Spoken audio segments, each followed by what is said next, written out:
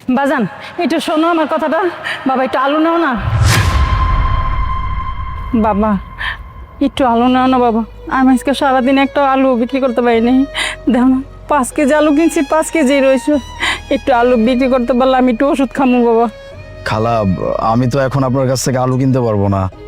আমি যাচ্ছি একটা ইন্টারভিউ দিতে, আমার একটা ইন্টারভিউ হচ্ছে। বাই দ্য ওয়ে, আমি আপনাকে একটা প্রশ্ন করতে পারি? হ্যাঁ। না মানে, আপনার বয়স তো কম না, আপনি বেশ বয়স্ক মানুষ। এই বয়সে আপনি ঘাড়ে করে আলু বিক্রি করছেন। আপনার তো এখন এসব করার বয়স না। আপনি এই বয়সে নামাজ কালাম পড়বেন, বাড়িতে বিশ্রাম করবেন, খাওয়া দাওয়া করবেন, এগুলো হবে আপনার কাজ। আপনি এসব কেন করছেন? বাবা আমার কপালটা কি অত সুখের? যদি আমার কপালটা সুখের হইতো তাহলে তো আজকে রাস্তায় ঘুরে ঘুরে আমার আলু বিক্রি করতে হইতো না। নামাজ রোজা করতাম, ঘরে থাকতাম, সুখে শান্তিতে আমার দিন কাটতো। আমার এই পৃথিবীতে কেউ নাই দেখে তো আমার ওষুধের টাকা, খাবারের টাকা এই আলু বিক্রি করে চালান লাগে বাবা। এই পৃথিবীতে আমার কেউ নাই বাবা। একটু আলু নাও না বাবা, আমি অনেকদিন ধরে অসুস্থ, আমি একটু ওষুধ খামু। বুঝতে পারছি, এটা খুব কষ্টকর না? নিজের আপন বলতে যখন কেউ থাকে না, তখন নিজের জীবন চালানোটা দুর্বিষহ হয়ে যায়। এটা আমি খুব ভালো করে বুঝছি। ছোটবেলায় বাবা মাকে হারাইছি, তো ছোট্ট একটা বোন আছে শুধু, ওকে নিয়ে আমার পুরো সংসার। কিন্তু আপনাকে এই অবস্থায় দেখে আমার খুব খারাপ লাগছে। আমি আপনার জন্য কিছু করতে পারলে আমার বেশ ভালো লাগতো।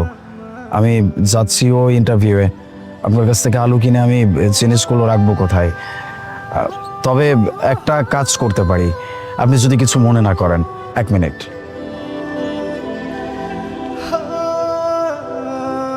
আমার কাছে তো খুব একটা টাকা নাই, কিছু টাকা আছে যেটা আমার যাতায়াত খরচ লাগবে, আর তার উপরে 500 টাকা আছে।